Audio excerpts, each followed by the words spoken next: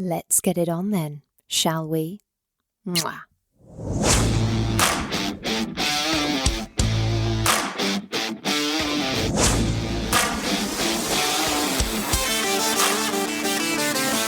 Welcome to Sex on the Peach, your weekly hump day dose of everyone's favourite untalked about topic, sex.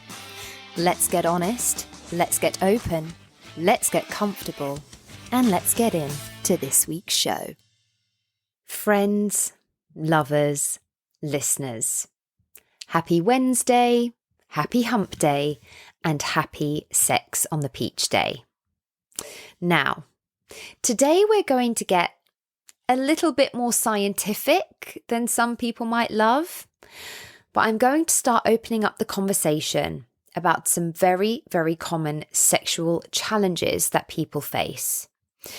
This is a conversation that will span many episodes over the seasons as they go, but for today we are going to specifically focus on sexual performance anxiety, loss of libido, and erectile dysfunction, because these are all things that so very many people are dealing with, but truly no one is talking about them. As per usual, this makes people feel isolated and alone and like they are the only person going through it. We know by this point my thoughts on society in general, but it cannot be ignored that the patriarchal system we grew up in did not leave much room for penis owners to be able to feel vulnerable and open about topics like erectile dysfunction. So I really want to create a space where people can talk about these things and feel more comfortable and supported in doing so. We will have a short walk through these challenges, look at ways to navigate them, and as always, I will be answering some of your questions. So, let's get into today's episode. Here is When Desire Takes a Detour.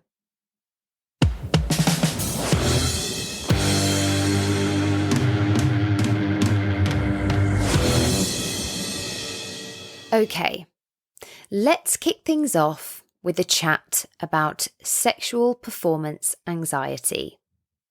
Now, we're tackling a topic that exists regardless of experience, age, gender identity, sexual identity, race, ability. It can affect anyone. It's time to strip away that stigma and have an open, honest conversation about this very common issue. As always, let's start with a definition of what sexual performance anxiety actually is. Simply put, it's the fear or apprehension of not being able to perform sexually up to someone's expectations, whether that's a partner's expectations or even your own. It's a psychological barrier that affects many, many people, and it can manifest in various ways. So, most importantly, remember, you are not alone in experiencing this if you feel like you can relate. Addressing sexual performance anxiety is probably going to feel super, super uncomfortable at first, but finding a way to do this openly and supportively is absolutely crucial for maintaining our healthy relationships and improving our overall sexual well-being. And I actually frequently come across people who still have a problem with communication being such a heavy part of a relationship or a sexual partnership. And I've had people respond to some things discussed on this podcast with the suggestion, we don't actually have to talk about everything, which generally comes off the back of the more uncomfortable side of things, like the kind of topics we'll be talking about today. And well, I'm going to have to say that I completely disagree, obviously. I think it's the most important thing, and here is why. When we open up, these conversations about things like sexual performance anxiety, it just continues to help reduce the stigma associated with it, which in turn encourages people and/or couples to seek help without shame or embarrassment. It also encourages an emotional connection between partners. It allows people to share their feelings, their concerns, their vulnerabilities, which only leads to more trust and more intimacy. It allows people and partners to understand each other's perspectives and experiences better, which reduces the risk of misinterpretations and misconceptions. When we are dealing with challenges in our sex lives, a supportive environment encourages people to seek solutions and treatment if necessary. And knowing that their partner is understanding and non-judgmental can be a source of motivation and can alleviate feelings of inadequacy, which is very, very common. Open discussions about sex enable people and couples to work together to enhance their mutual sexual satisfaction. Acknowledging and addressing challenges such as performance anxiety can help reduce the pressure to perform perfectly during sexual encounters, which doesn't exist anyway, but it can lead to a more relaxed and enjoyable sexual experience. And in some cases, sexual performance anxiety may require professional intervention, such as therapy or counselling. Open communication allows partners to explore these options together.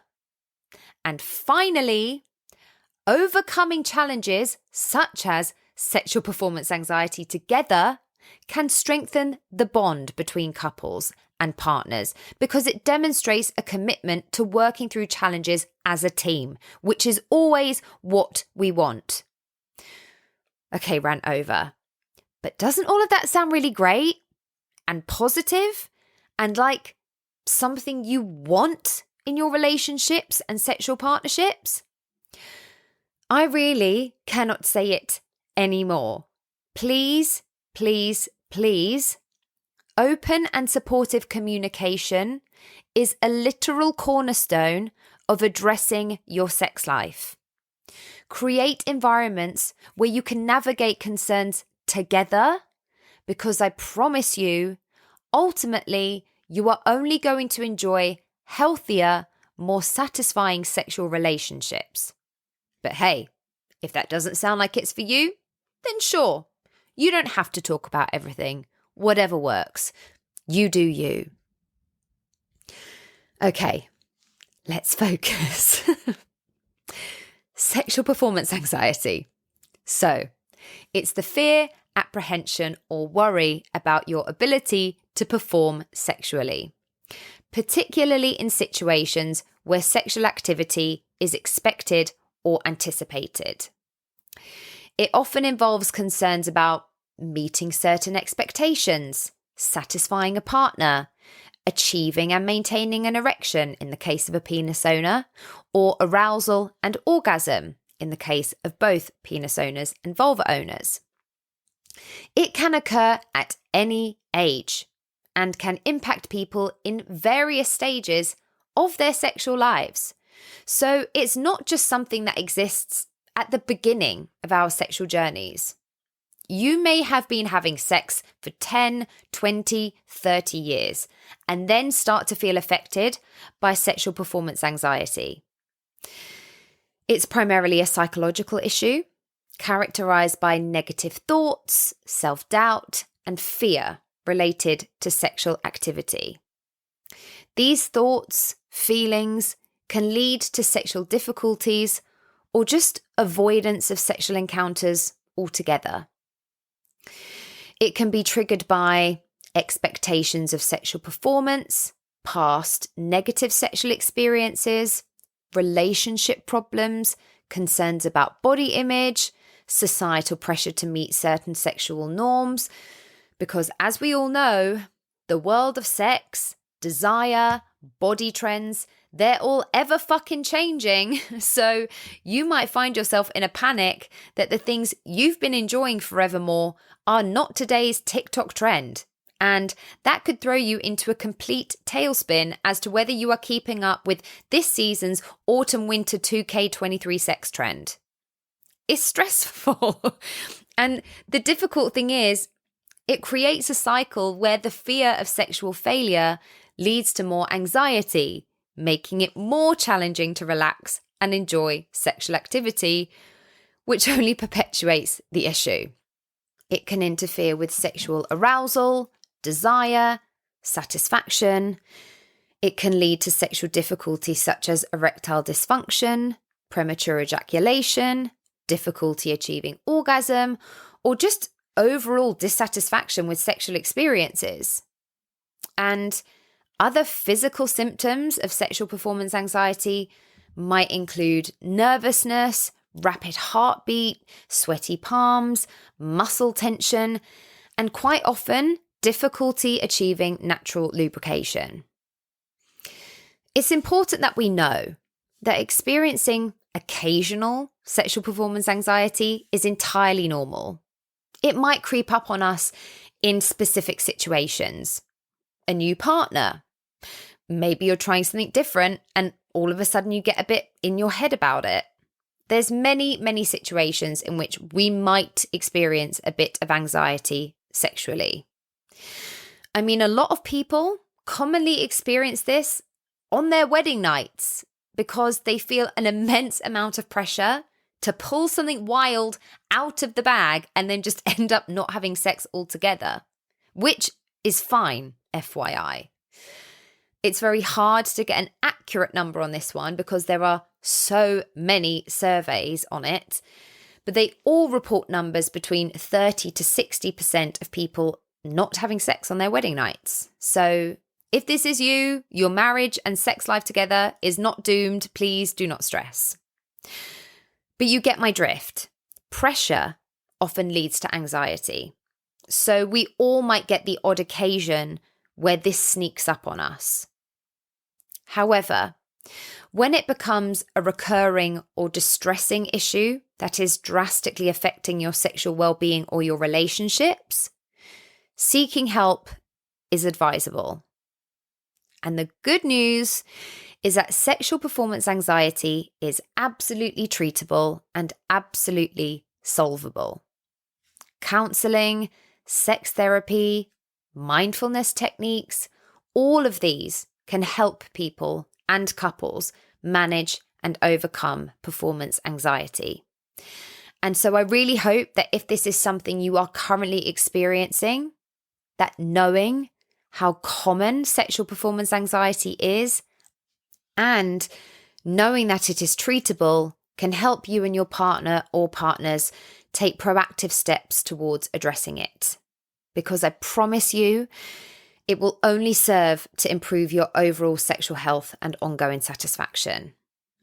A study published in the Journal of Sexual Medicine found that performance anxiety was a common contributor to sexual difficulties, with 29.8% of men and 19.2% of women reporting experiencing it. But it's really important to note that many cases of sexual performance anxiety are not reported because people still feel far too embarrassed or ashamed to discuss this openly.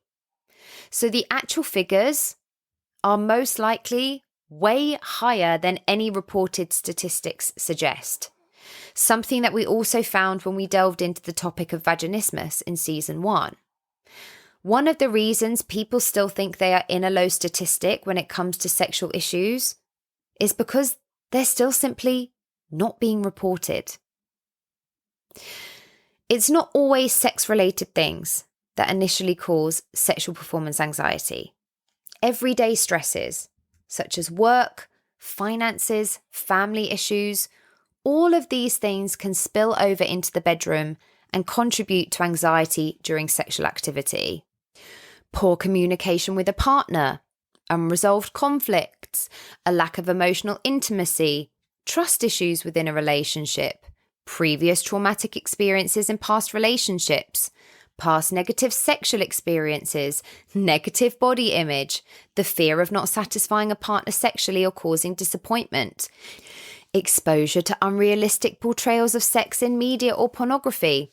They can create unrealistic expectations. Medical conditions like diabetes, heart disease, or hormonal imbalances. Some medications can have side effects that affect sexual performance. All of these things can lead to sexual performance anxiety. It's multi-fucking-faceted, and it's tough. But there is no need for shame and secrecy around it whatsoever. This is something I will go through in more detail in a future episode, more focused on vulva owners and abortions.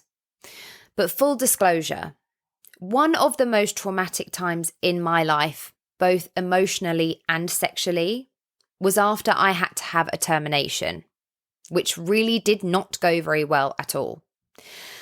I ended up incredibly unwell, and to be honest, the whole thing was a shit show. If you have judgments about my choices in this, please keep them to yourself. This is a pro-choice podcast. Anyway, I was fucking terrified to have sex again, for fear that I would end up in the same situation again. Because I was practicing very safe sex at the time, and the whole result was very much an exception and an anomaly, because many precautions were taken.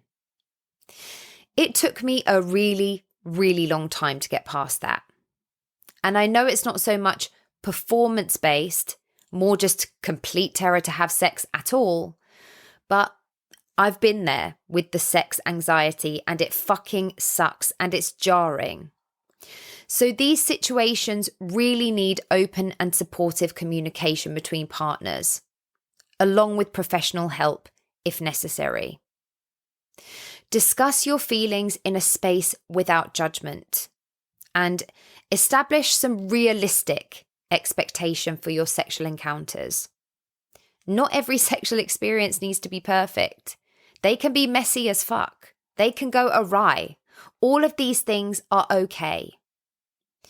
Look into some relaxation techniques, whether that's deep breathing exercises, progressive muscle relaxation, or mindfulness meditations. Another great thing for couples to try is sensate focus exercises, which involve non-sexual touch and exploration of each other's bodies without the goal of sexual performance. This helps build intimacy and reduces pressure, which is really the most important thing here. Understand that managing sexual performance anxiety is a process, and it may take some time. So be patient and compassionate with yourself, and also acknowledge and celebrate any progress or positive experiences you have along the way, no matter how small they may seem. However, if sexual performance anxiety persists and significantly affects your well-being in your relationships, please do consider seeking therapy or counselling. As always, I recognise that therapy is a privilege, but if this is accessible to you, a therapist or sex therapist can provide guidance and strategies to help with your specific needs. There is no shame in this. This is why sex therapists exist. This is why I'm studying what I am. Seeking therapy is a very proactive and positive step toward improving your sexual well-being and overall mental health. It provides a very supportive and also very empowering path for people to manage, overcome, and even thrive in the face of sexual performance anxiety, whether that's alone or with a partner or partners. I truly, truly believe that with the right support and the correct strategies in place, anyone currently experiencing this can successfully navigate their way through. And I absolutely promise the only way out is through. And when you reach the other side, you will enjoy healthier and more satisfying sexual relationships because of it. I see you, and I got you. Okay, hot on the tail of sexual performance anxiety, we also have the very common but often misunderstood and stigmatized Loss of libido and sexual desire. Not to be confused with loss of attraction of your partner. They are not the same thing. Again, this impacts people of all genders, sexualities, experience levels, age groups. These concerns are not limited to a specific demographic. Sexual desire is the emotional and physiological response that prompts a person to engage in sexual activities, seek sexual pleasure, want or crave sexual intimacy. Loss of libido then refers to a reduced or decreased interest in sexual activity or a lack of sexual desire. A loss of libido can be a primary issue or a secondary concern related to other things that you've got going on.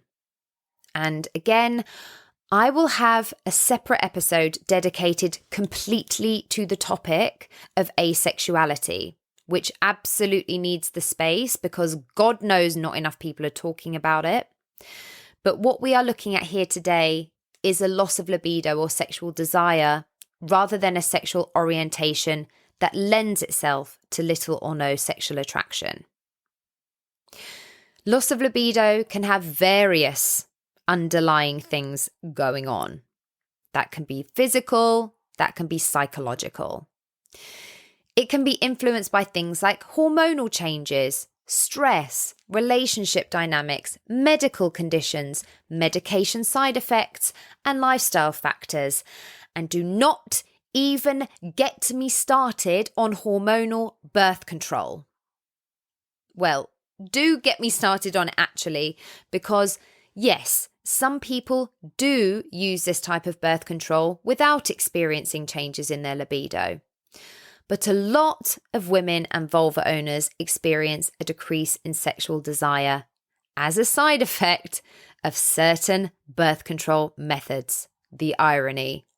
Often because a lot of the pills in particular can lower levels of testosterone, which is one of the main hormones that control our sex drives.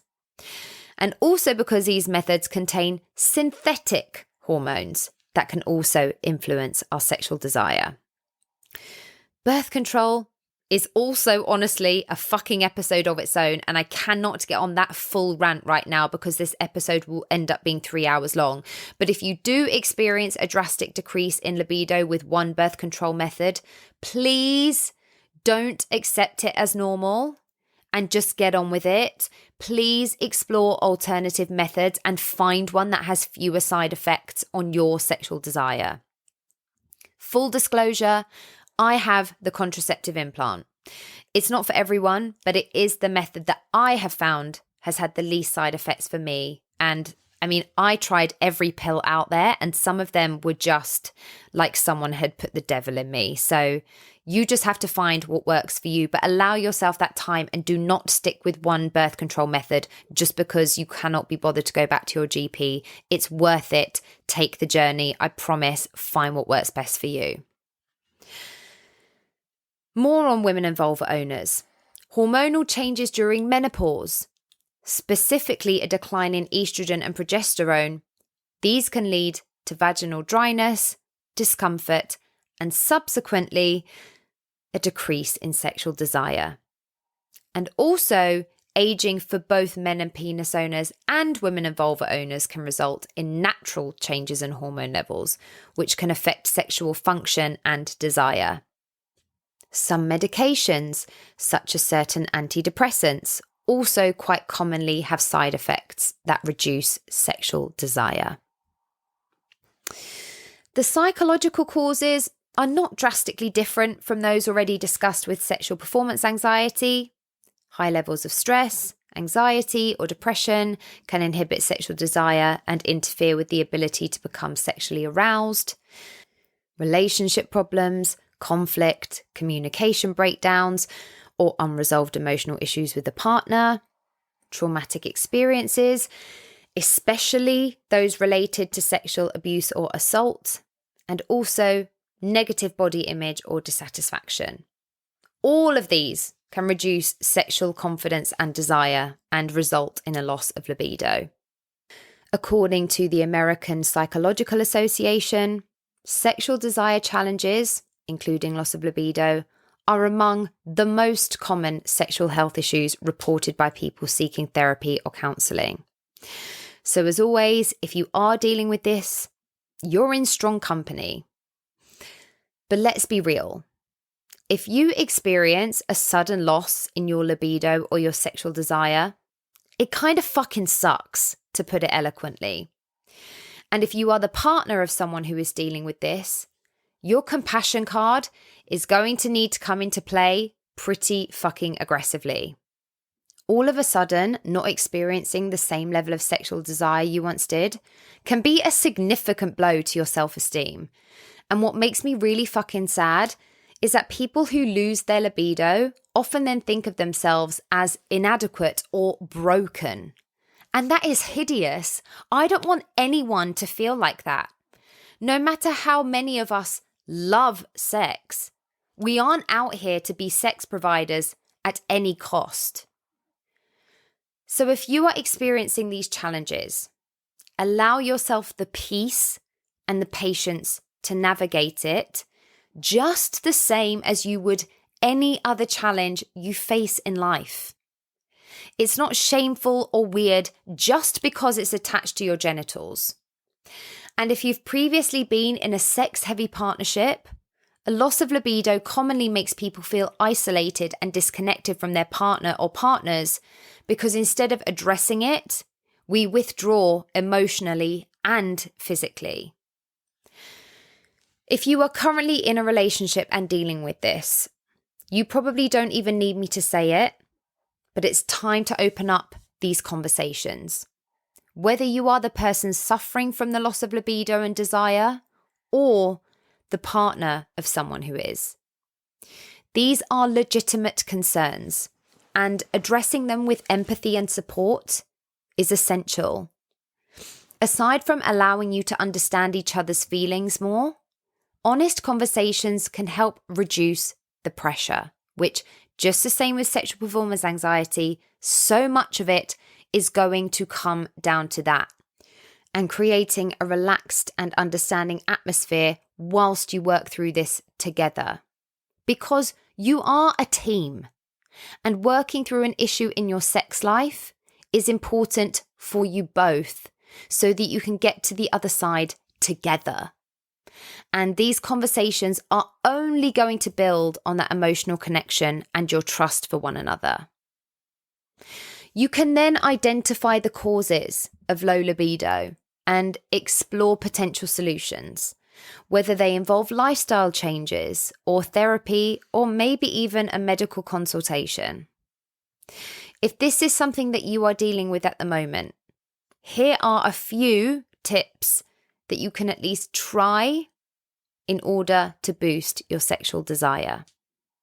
For a start, understand that improving a loss of libido is a gradual process. So avoid any self-blame or pressure to perform sexually. Be patient and compassionate towards yourself. Be patient and compassionate towards your partners. Prioritize self-care and start to rediscover your sensuality. You can engage in sensual activities that focus on touch, taste, smell, sound, whether that's a massage or a certain song that gets you in the mood, or even putting on your favorite lingerie and dancing around your room in it. That shit might sound silly as fuck, but actually these kinds of sensual experiences can absolutely start to reignite our desire. With your partner or partners, engage in non-sexual forms of intimacy, such as cuddling, hugging, kissing, touching. These simple acts of physical affection can help increase your emotional intimacy, and especially for women and vulva owners, feeling emotionally safe and connected is hugely linked to sexual desire. Consume some erotic material, whether that's audio, literature, films that align with your desires. There's information about good places to source ethical porn on the episode The XXX Files, if that helps. And a lot of information in general about sexual fantasies on the last episode. But addressing any fantasies you may have can start to stimulate your sexual interest again, especially if you felt in a bit of a rut. It may well be that you actually need to introduce some variety into your sexual routine. And you probably knew this one was coming. My favourite. Honeys, it's time to explore your own body and become your own source of desire with some masturbation sessions. I really mean this. And as you know, if you've been listening to me for a while, I consider masturbation a medication. Honestly, I prescribe wanks like they're ibuprofen. But you can always bring it back to yourself, your own body, your own sexual center. That's where it all exists, and it's there for you to tap into in your own time and on your own terms. But self-exploration can absolutely help you to reconnect with your desires and sexual sensations. It may be that your sexual tastes are changing. You may respond even to the way you touch yourself differently than you did before. Understanding how your body's responses are working can be really fucking empowering and also enhance your sexual confidence. Whether that's the confidence to masturbate more, the confidence to have a conversation about this with a partner, the confidence to ask for something new. When you are going through anything sexual with a partner, I always recommend bringing it back to yourself and rediscovering your own body. Put some time aside, light the candles, play the music, wear the negligee, and touch yourself and see how your body is feeling right here, right now. And if you feel like your body isn't even responding to yourself the way that it usually does, then you can really think about taking some further steps to address that something may have shifted. If you do get to this point, then please do, if you can, consider individual or couples therapy, and also consult a healthcare professional to rule out any underlying medical conditions or medication-related issues that might be contributing to a loss of libido. You can also discuss potential treatments or medications if necessary. It goes without saying that loss of libido and sexual desire is, of course, a very personal journey.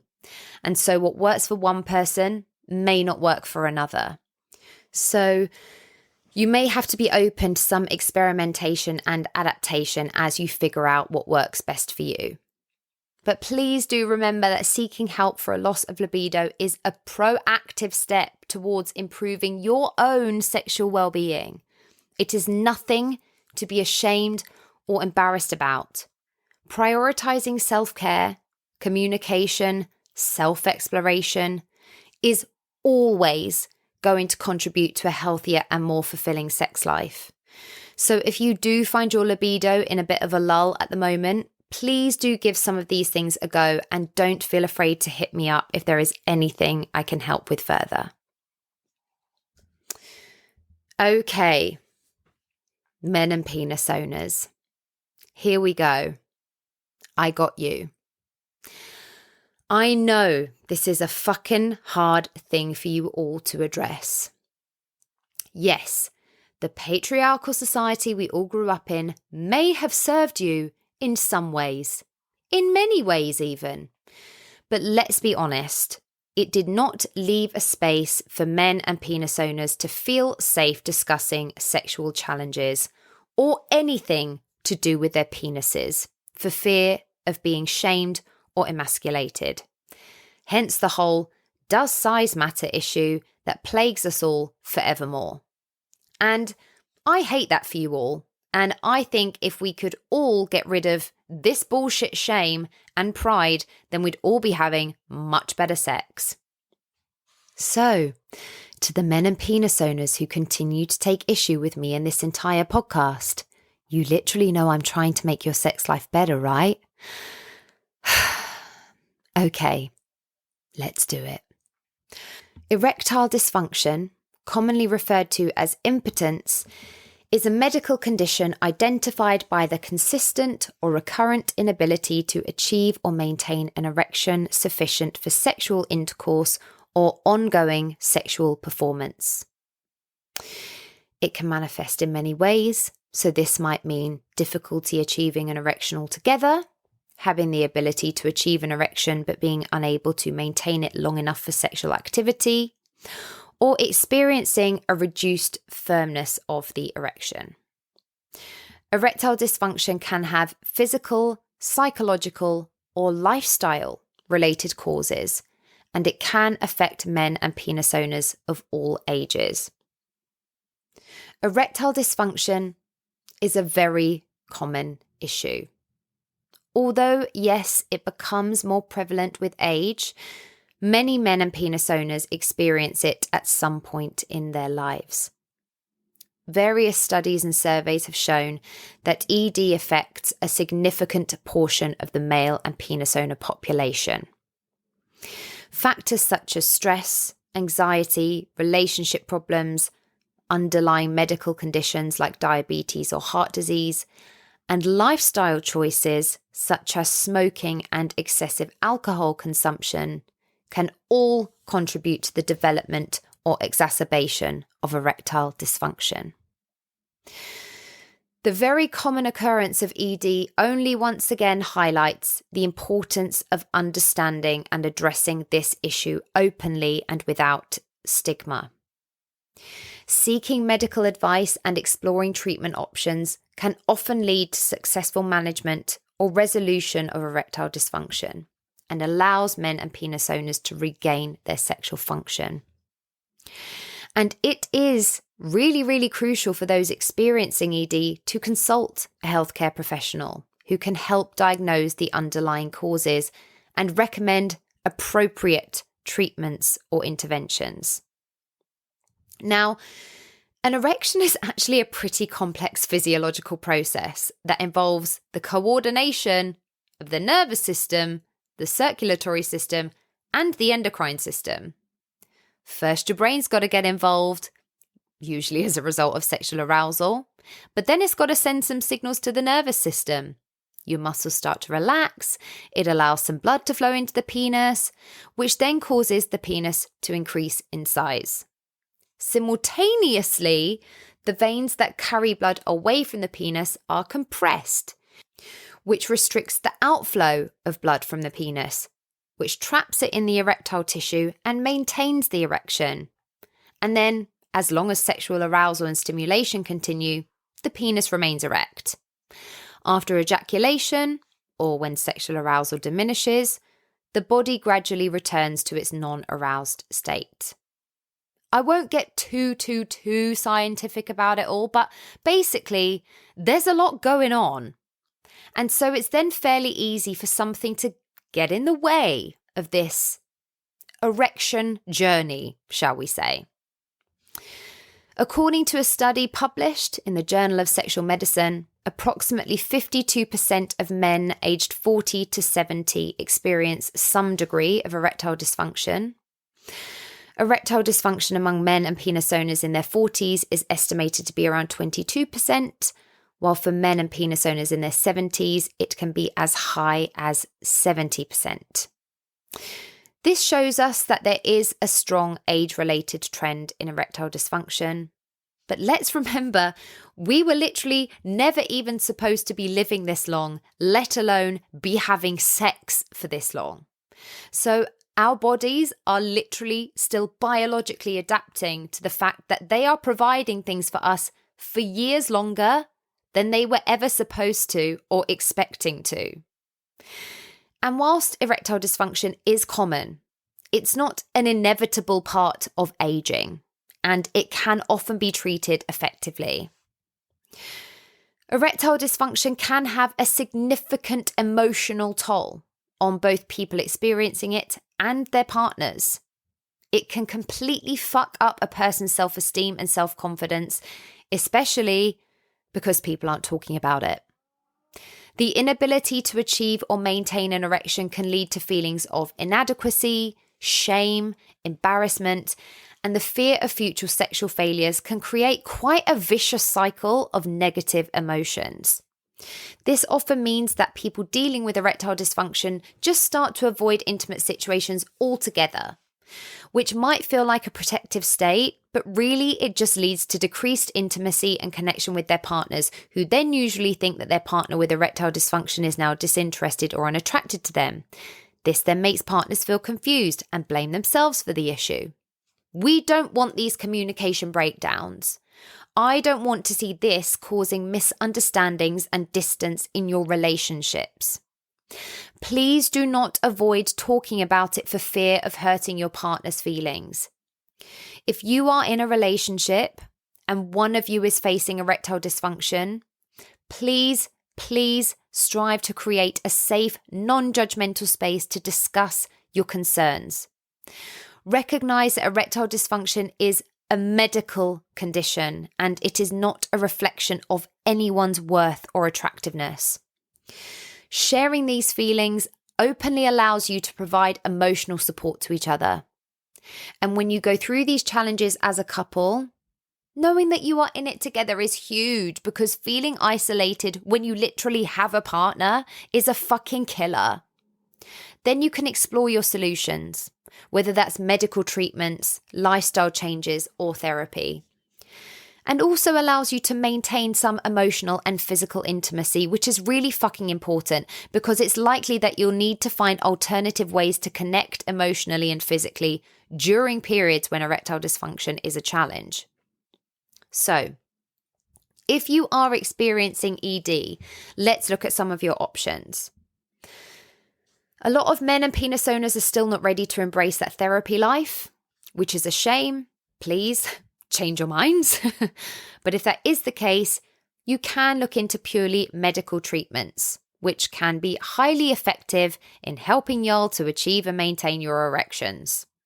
However, you must consult a healthcare professional before pursuing any treatment, because this will depend on the underlying cause of your erectile dysfunction. The most common medication, as we probably know, is Viagra, which works by increasing blood flow to the penis, helping to achieve and maintain an erection.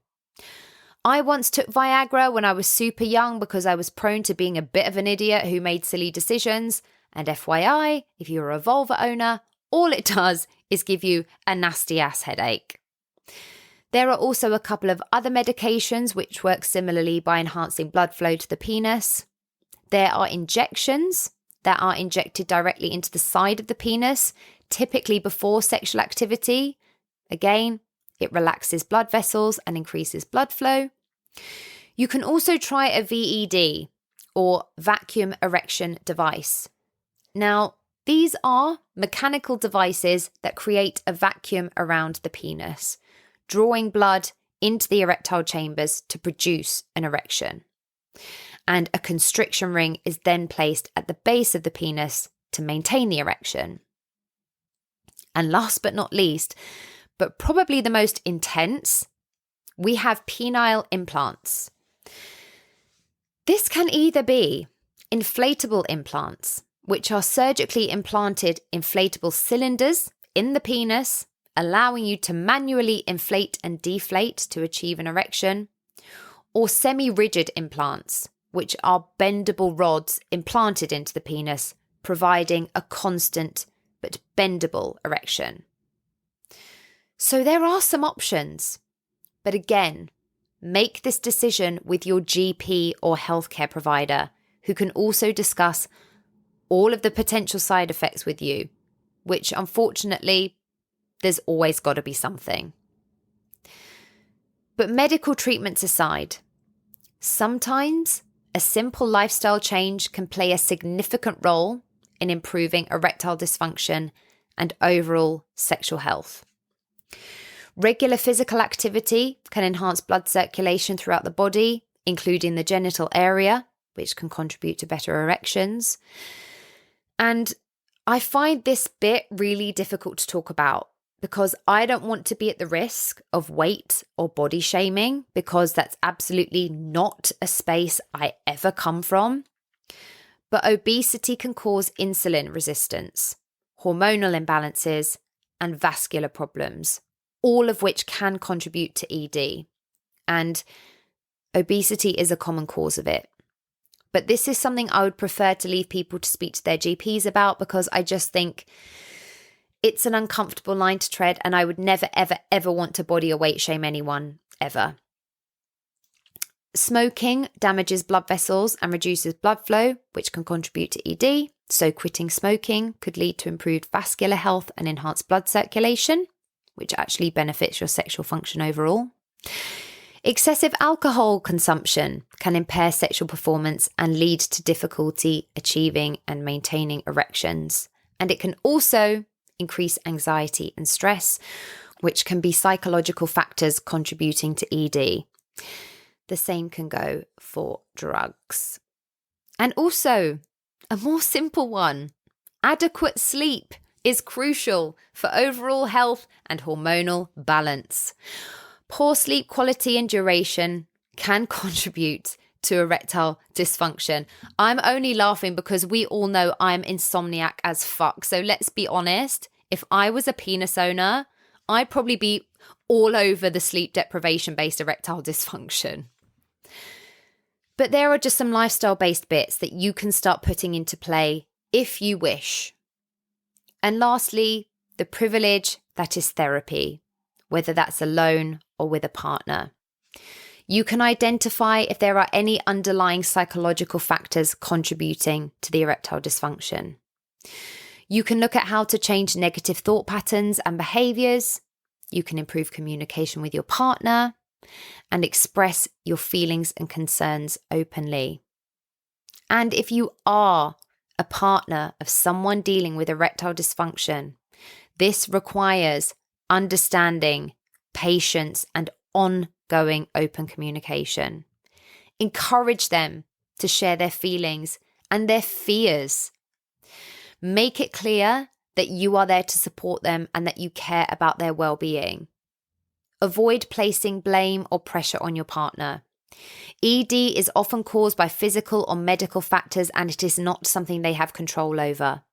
So let them know that you understand it's a medical issue and not a reflection of your desirability.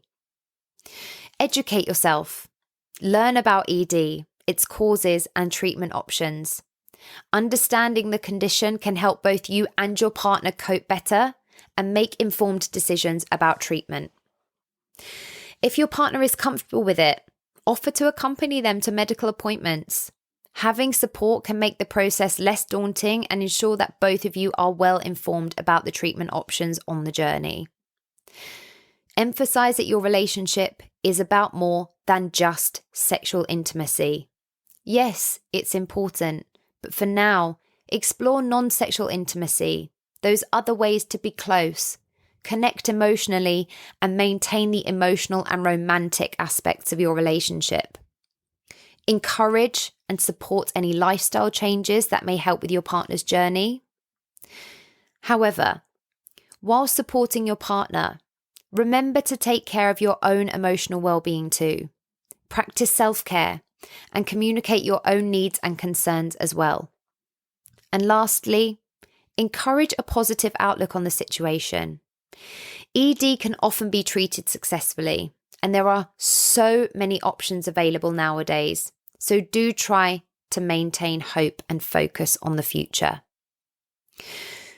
Men, penis owners who are dealing with erectile dysfunction, I just want to leave you with these little thoughts. Remember that erectile dysfunction is a medical condition, not a reflection of your masculinity or self-worth. Remind yourself that healthcare professionals, whether medical or therapeutic, are trained to handle sensitive issues like ED with empathy and discretion. They are not there to judge you. Consider joining a support group where you can connect with others who have experienced ED, because sharing experiences can help reduce feelings of isolation and stigma. Remember that seeking emotional support is a sign of strength, not weakness. And understand that getting help for ED is a proactive step towards improving your sexual health and well-being. It's a sign of responsibility and self-care. If you have a partner, involve them in the conversation. And lastly, remember that you are not alone.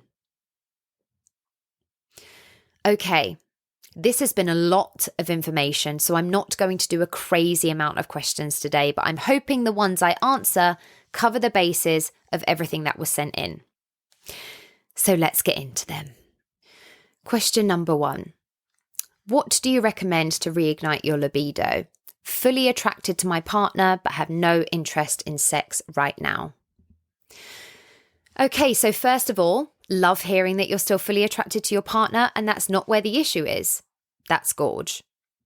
I'm hoping that maybe some of the tips I mentioned earlier might help with this, but I will always repeat that reigniting your libido when you are fully attracted to your partner, but experiencing a temporary decrease in interest in sex is a very, very common challenge that many people face.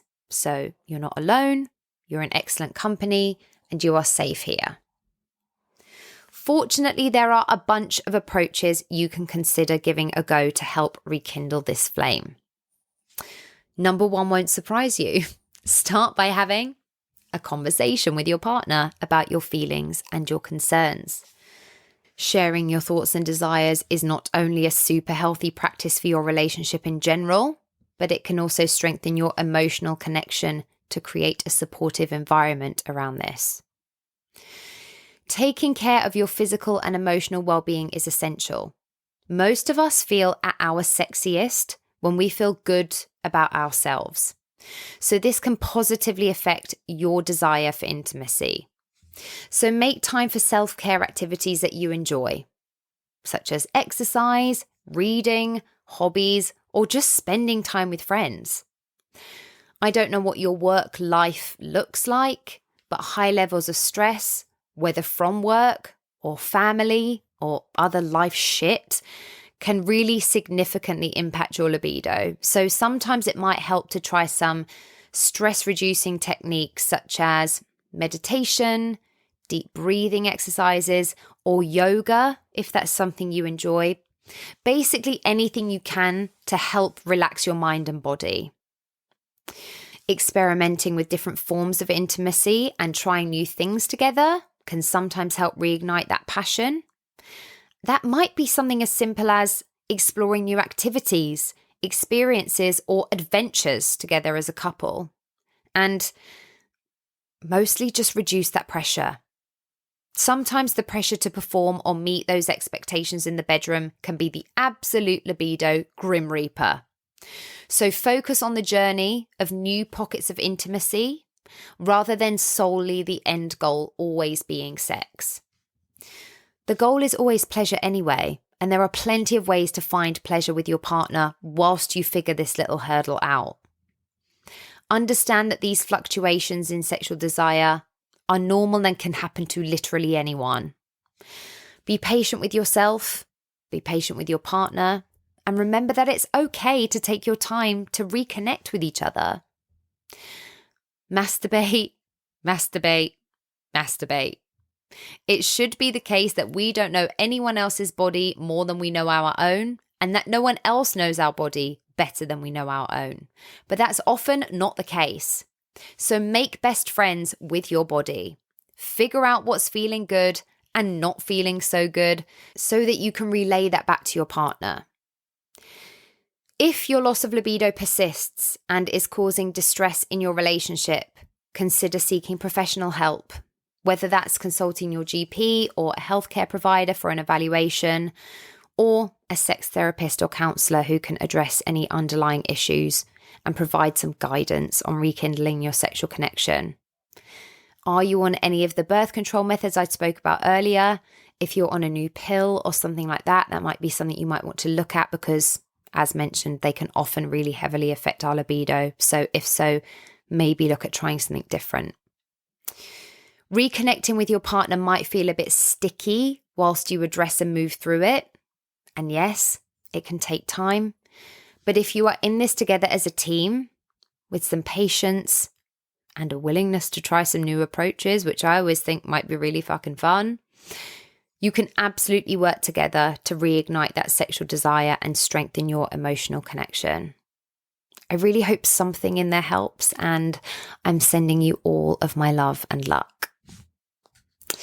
Okay, next question. My boyfriend finds it hard to get hard due to a medical condition. I find it hard not to take it personally when he can't get an erection. Am I overthinking this? Okay.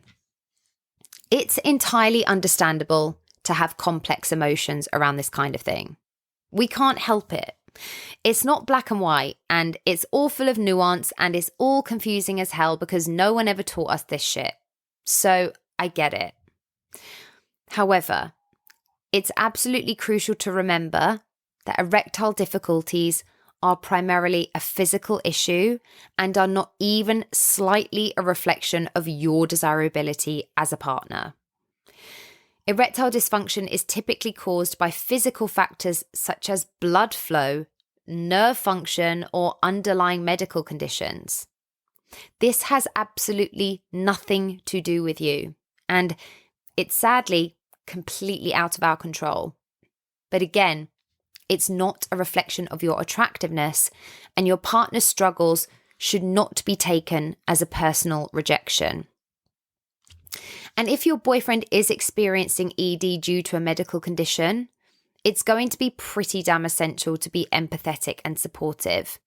And if he is currently seeking medical advice or exploring treatment options, understand that he is taking steps to address the issue, because that's actually reassuring for both of you. And if he isn't, then you could definitely encourage him to do so. That doesn't make you a bad person. Encourage him to also share his concerns and express your support and understanding. Ensure that he knows you are there for him, but absolutely maintain open and compassionate communication with him. Also educate yourself about ED and its causes, and then, again, accompany him to medical appointments if he is comfortable with that, because being involved in these processes together just helps strengthen your bond as a couple. Also remember that intimacy and sexual connection go beyond just erections, so you can explore different ways to be close and intimate with each other, even if that's engaging in non-penetrative sexual activities. As with any sexually vulnerable space, avoid pressure. It's just going to exacerbate the issue and create anxiety for the both of you. So for now, focus on creating relaxed environments where you can both just play and explore and figure out what might work for you both whilst he is dealing with this. But listen, even the most supportive partners can experience stress and emotional challenges when dealing with a partner's health issue. So do utilize your own support network too. It's completely natural to feel this way, and you shouldn't feel embarrassed to open that conversation up with people you trust. It does not make you a bad person to feel affected by this. And I know it's hard because your partner probably feels awful that it makes you feel like that. And then it feels like pressure. And then it feels like a spiral. And that's all really stressful. So I totally get it. So just make sure that these conversations come from a place of support and understanding, and out of a place of your attraction and desire for him and for your sexual partnership, so that it doesn't feel like any fingers are being pointed. And if the impact of ED on your relationship becomes a significant concern, if it's accessible to you, couples counselling or sex therapy, as always, can be helpful so that they can provide some guidance on communication, emotional support, and intimacy. Remember that you are not alone in navigating these challenges. This shit happens all the goddamn time. We've all been offended at some point or another if a sexual partner has not been able to get and maintain an erection. So I get it. I'm here for you and I hear you. But please do remind yourself on the daily that none of this is a reflection on your attractiveness or desirability. Next question. I struggle so much to come when I'm with someone else. I never have an issue on my own, but as soon as I'm with someone else, I just stay on the edge and never fully orgasm, even with the same toy used in the same way. I don't know why or what to do. Okay. Well, for a start, easier said than done, but please don't stress. Difficulty reaching orgasm with a partner is a very, very, very common concern. People are probably sick to death of hearing me say that, but pretty much everything in the sexual space is common, and we'd all think of it as borderline mundane if we all actually spoke about it as often as it's actually happening, i.e., all the fucking time. But you may even have a little bit of sexual performance anxiety, so that section of this episode may help, because you are absolutely fully in your head about it at this point. And anxiety about whether you will orgasm or not is only going to create mental blocks that make it even more challenging to climax. So you've got to communicate about this with your partner or partners. And also reassure yourself there's no pressure to orgasm. But I get it, you probably want to. If it's something you don't have an issue with on your own, could you try masturbating together? Mutual masturbation is a really great way to bridge that gap between solo and partnered sexual experiences. It allows you to become more comfortable with each other's bodies and rhythms. Feeling relaxed and comfortable is pretty much crucial for reaching orgasm. It's really difficult to get there if you're stressed, so maybe taking things super slow. Engage in some really extended foreplay. Again, maybe even some sensate focus exercises of touching and being touched with your partner without the goal of orgasm. These can really help increase awareness of your own body's responses. So you might then be able to pinpoint the exact moment that your body sort of shuts down towards climaxing with your partner. And then when you have that physical information, that might make it a bit easier to work through. Keep exploring different forms of sexual stimulation and communicate with your partner about what feels pleasurable for you. Maybe the toy and technique you're using works for you on your own, but it's not something that is going to translate into your partnered play. And that's okay. So use it as an opportunity to explore different things.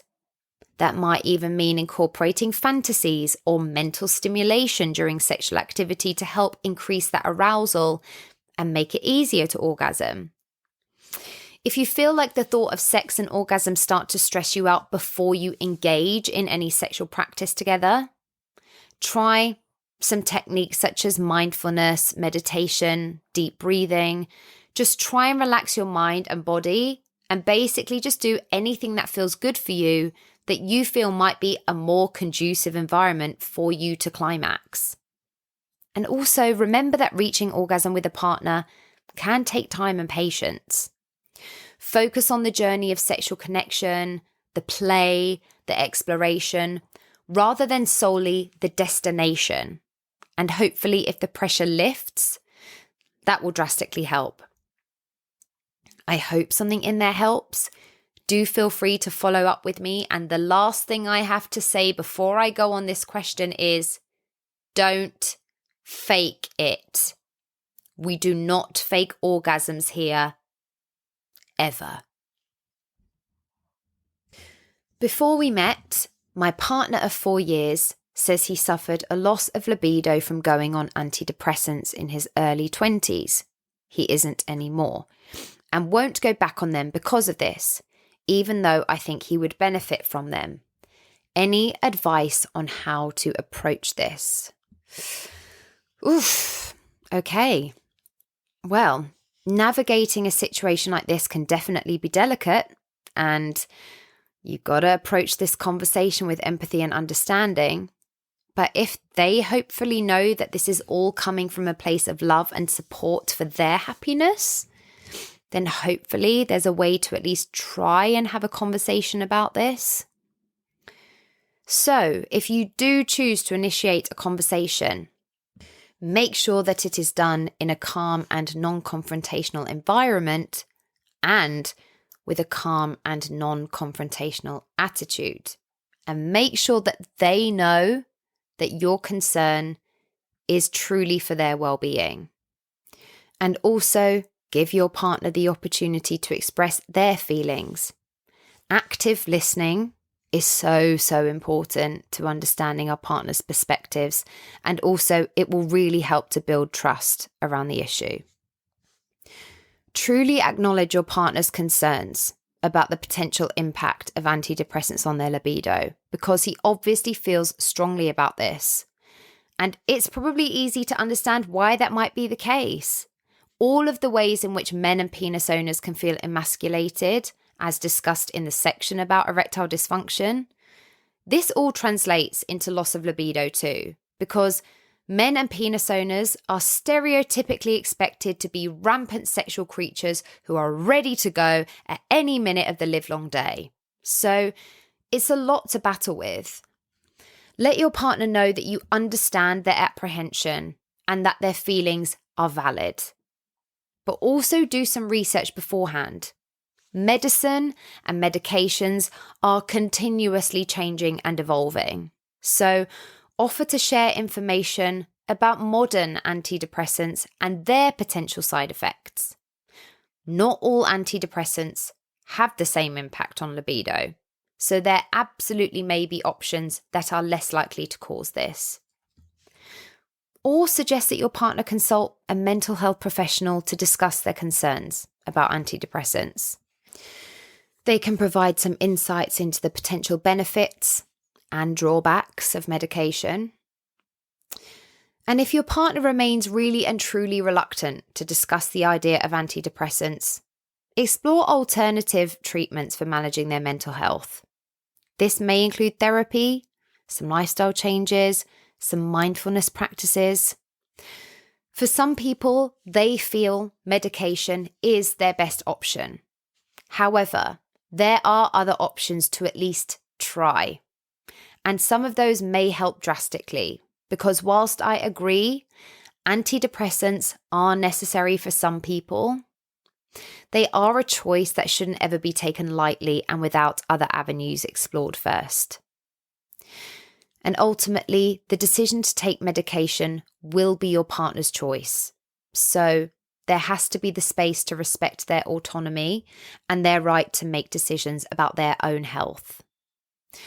I do think it's important to have the conversation, and it might be an ongoing one. In fact, it probably is going to be. But continue to be emotionally supportive of your partner. Let them know that you are there for them. Offer reassurance. But also, remember to take care of your own emotional well-being too. It is challenging to witness someone you care about struggling with mental health. So ensure that you also have your own support network and self-care practices in place. If you feel like it is really affecting your relationship badly, and again, if therapy is an option for you, you can also consider couples counselling as a way to navigate the issue together. This might just help to facilitate the conversation, provide some guidance, and offer some strategies for managing mental health concerns whilst preserving intimacy in your relationship. I'm sending you a lot of luck opening this door of communication. Navigating mental health journeys are really tough, but continue to be supportive and compassionate with each other. And I really hope that you can find a positive outcome for the both of you. Okay, last question for today, which is less of a question, more of a statement. Finding literally anyone I want to have sex with. People are awful. I mean, in this day and age and dating landscape, I feel like it's pretty valid to have times when you find it challenging to connect with potential partners and feel discouraged by dating experiences. As I've said, I've never done the dating app thing, but from what people tell me, it seems like dating has become mad complex and there is some pretty shitty behavior flying around. And especially for people who lean more into demisexuality, those emotional connections are fully necessary to want to have sex with someone. So I hear you. I mean, it's all for the plot, right?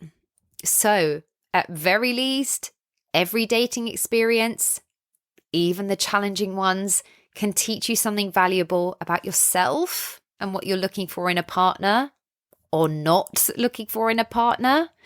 And that can surely only be a positive thing, right? Sometimes meeting potential partners can be a matter of expanding your social circles. We all know my ongoing joke about musical theatre boys between the heights of 5'10", 5'11", and well, that's because I've been surrounded by them since I was basically born. So consider trying new activities, hobbies, social events where you can meet people who share similar interests. I know that online dating is a fucking minefield, but if that is something that you are currently doing, I always try to recommend that people be very, very clear about your preferences and what you are looking for in your profile. I would like to think that it would attract like-minded individuals, but I mean, online dating, I don't know. I need an episode on it, don't I, with someone who is living that life because it constantly surprises me. I also think dating can be a bit draining, so please ensure that you are taking care of yourself and your own emotional well-being during this dating journey. And I don't know what this journey looks like for you, but I would also say instead of trying to just date as many people as possible, do try and focus on connections and take the time to get to know people before making final judgments. I think we're all supposed to believe in sparks flying through the roof and all of this nonsense, but it's not really true. And as one of my favourite therapists says, sparks only exist in faulty wiring. So sometimes people deserve a little bit more time in terms of building a connection. But of course, not every date will lead to a meaningful connection, and that's okay. But listen, finding your people can take time, and it's completely normal and completely fine to have periods where you don't meet someone you are interested in. I've certainly been there many, many times. So it's also okay to take breaks from dating when needed. I don't want people out there becoming jaded, even though I can sometimes understand why. Just keep prioritizing your own happiness throughout the journey.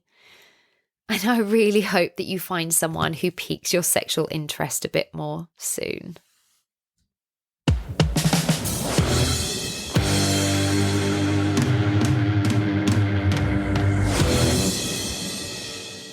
Okay, that's all for today. A lot going on in today's episode, and I feel like it was a bit of a blurt out of information. So for anyone still with me, thank you, and I appreciate you, and I truly hope that this helps anyone going through any of the challenges spoken about on today's show. As always, my door is open if you feel like you would like to discuss anything further. Please remember, all of these things, very normal, not weird, not shameful, not taboo. We will all deal with a sexual challenge at some point in our lives. You are never alone. I will always be here. I'll be back very soon to tackle the minefield of long-distance relationships. But for now, thanks for coming.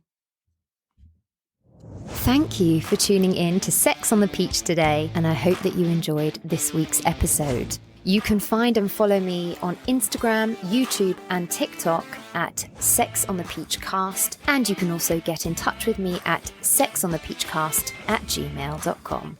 Please do continue to like, share, subscribe, rate, and review wherever you listen to your podcasts, and I'll see you next week. Love, Peach.